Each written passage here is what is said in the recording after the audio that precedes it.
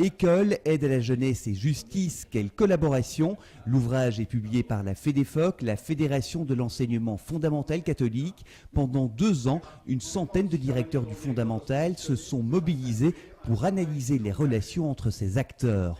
Une recherche-action a été menée par Bernard Petre, un colloque a eu lieu, ainsi que des formations interactives régionales. Aujourd'hui, le directeur est confronté à des mutations considérables dans les rapports aux familles, dans les rapports aux enfants, dans les rapports aux enseignants, dans les rapports, nous l'avons vu, à une série de partenaires extérieurs qui attendent beaucoup de l'école pour résoudre des difficultés qui, quelque part, naissent en amont de l'école.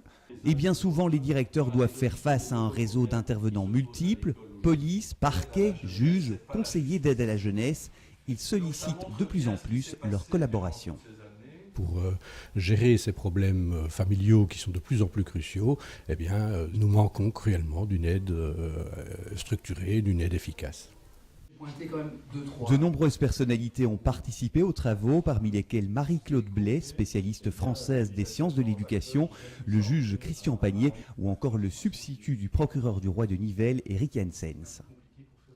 Au niveau de ma pratique quotidienne, je rencontre les enseignants, les directions d'école, et d'ailleurs on travaille tout à fait en concertation avec eux, ce sont des partenaires naturels, et loin d'opposer les gens, je crois que si on veut être professionnel, on va voir de l'autre côté de la cloison, on sort de l'étanchéité des services, et on se rend compte qu'il est important de créer un réseau local, où on connaît effectivement les personnes, pour chacun rester tout à fait dans son rôle, dans le respect du rôle de chacun, et surtout dans le respect de l'enfant et des familles.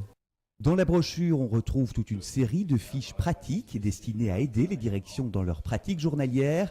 Elle clarifie un certain nombre de situations juridiques tout en dégageant des solutions et des bonnes pratiques.